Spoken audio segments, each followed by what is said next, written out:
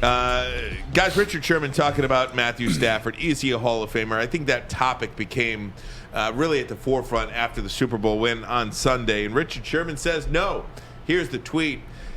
It says, I'm going to talk about it on the podcast, but the Hall of Fame bar is incredibly low now, like a participation trophy. No all-decade team, no all-pro, no MVP, one Pro Bowl, not even MVP of the Super Bowl, never considered the best in any year he played. At least Matt Ryan has an MVP. Let me first start off by saying this about MVP of the Super Bowl. Matthew Stafford is the first Super Bowl winning quarterback to throw 3 touchdowns in said Super Bowl and not win the MVP award. So there's that, if that matters at all to you. But Stan, I'll come to you first with this. Is Matthew Stafford a Hall of Famer now, or 4 or 5 years from now, tack on some more stats, do you believe he will end up in Canton?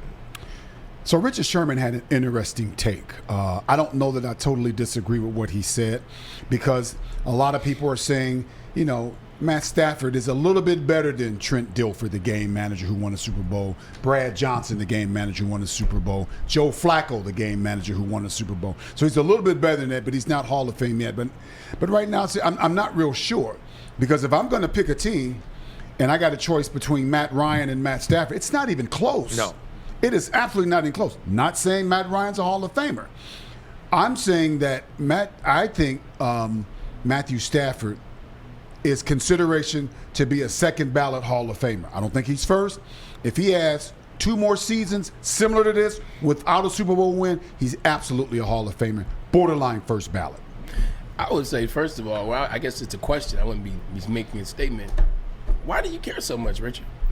Like, why the hell do you care so much? You don't have any ties to Matt Stafford. Right. But, I guess one of the words was there was a podcast, so I guess this has come up, so I digress.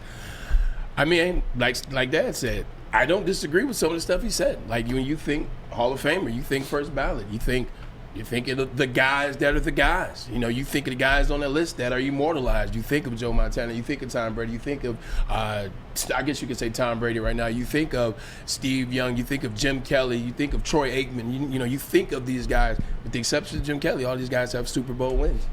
All these guys have Super Bowl. I would be interested in finding out right now if most of the people that were in the NFL, calling NFL games, coaching in the NFL, if you had a choice in their prime, picking a Matt Stafford or a Phillip Rivers, who would you choose? For me, it's not even close. Yeah. It's Matt Stafford. Same. Hey, Rye, do me a favor and just read Stafford's fourth quarter stats for me. So and then I say something else. Matthew Stafford in 2022, in the fourth quarter alone this season, 71% completion percentage, 14 touchdowns, 0 interceptions, and a passer rating of 123.2. And 3 wins in the playoffs in the fourth quarter on the last drive. That's borderline sick. Very few guys wearing gold jackets today can even boast those kind of numbers. Listen, man, this guy lived for this moment, for these moments. He always did. Yeah, he did. Except we were so trash. Yes. And so far back, he couldn't help us. He did as much as he could to help the Lions. What I think people failed to realize is that the team that he was playing on, he realized that the game had to be won and lost on his arm. So therefore, a number of us, and I'm a huge Matt Stafford fan, as I said all the time, is he makes those throws where you say, what were you thinking? There's a ton of those. But he knows that if he is not trying to win the game, then he may end up losing it. But it's going to come down to his arm, and he was always okay with that. He played so often when he was hurt in so many different areas, even in his throwing hand, and he never told anybody and he never complained. A lot of people don't understand that. He played the second half of the year injured, right? We said that all year. And you haven't heard that again. He didn't mention it like somebody with a toe injury or anyway. The other thing about these quarterbacks that was a little shade. The other quarterbacks that are in the Hall of Fame that are already wearing gold jackets, and then the 2 quarterbacks, well 3, that were given gold jackets to, and that would be Ben Roethlisberger, that would be Tom, and that would be Aaron Rodgers. Look at the talent around them. Like when you mention Joe Montana, how many gold jackets are you mentioning around him? When you mention Troy Aikman, how many gold jackets? Half a dozen. Jim Kelly, how many gold jackets? Half Terry Bradshaw, how many gold for jackets? a second because you're making Aaron Rodgers, Tom Brady, the list goes on. Yeah. When you mention Matt Stafford, one name comes up. 3. And a potent one. Well, Cooper Kupp, but no, because Cooper Kupp had one great year. He's got a long way to go to get to Hall of Fame. Sue. Sue is the one potential. Calvin is the one that's going to get it. 1 in 12 years. Dude, you bring up a great name, and it's about where you land. If you had one game to win, Matthew Stafford or Troy Aikman? Matt Stafford, it ain't close. Matt Stafford. It ain't close. Exactly. That's what I'm talking about Yeah. here. When it's all said and done, I don't know about that. Matthew, I know you love Troy.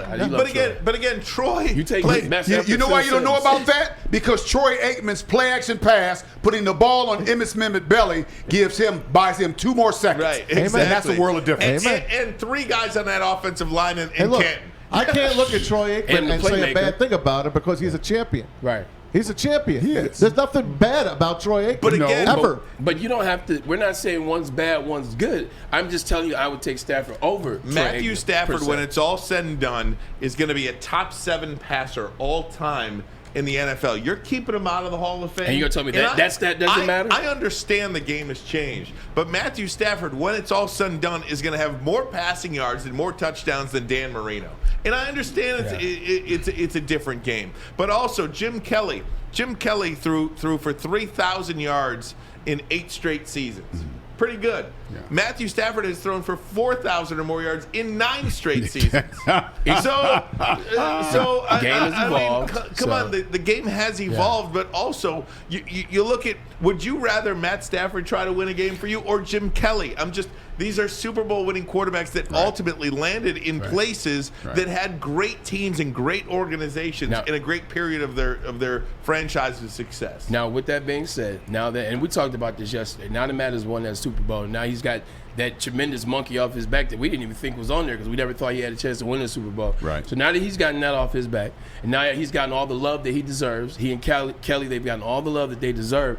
We need to just stop talking about this because he's still only in year 13. Right. He's got a long time. 34 years old. He's got a 33. good. Oh, that's right. He just turned 34. He's got a good four more quality Exactly. years So left. I would just sit on it and wait. Like, look, I don't think he's a first ballot Hall of Famer. I think he had a lot of unfair circumstances, but that's life. He was able to get out. He was able to escape, play good, regardless, game stats. He got out. He got to Los Angeles this year, won the Super Bowl. Let's just wait 4 years from now and revisit. Hey, I don't think we need to wait 4 years from now. One more. I think by November of this upcoming season, he will be considered a first ballot Hall of Famer. Quick correction: not 9 straight 4,000 yards, 9 times 4,000 yards. I just wanted to make that correction, but nonetheless, you understand the guys are really one good of them players. was 5,000. Can I make another comparison to you? And Maz, you'll love this one. I think is Matthew Stafford kind of like a Lou Whitaker, in that if Lou Whitaker played anywhere else, he'd have been in Cooperstown 15, 20 years ago. I don't know about that. I really don't. I think that might be a tough comparison. Yeah, I don't think Matt Stafford's going to go to a party and do the splits and get hurt and he can't play baseball and football anymore. You guys have heard that story? Lou got himself a bad rap. Yeah. This guy is as squeaky clean as they come. You hear Braylon all the time. Yeah. You're not getting anything out of Matthew Stafford except positivity. And there's nothing Peace wrong and with love. that. There's nothing wrong with that. So let me ask you guys this question, and Maz, I got to give you and Alex credit for this.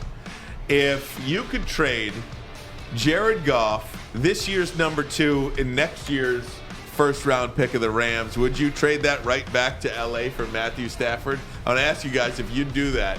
Make that trade all over again, just in reverse. Right now. We'll do it next. Ermanni and Edwards. Woodward Sports Network, the bottom line. You've reached the end of the video. You know what you should do? Press like. You know you like the content that we have here at Woodward Sports Network. I'm Braylon Edwards from the bottom line. Subscribe to us right now.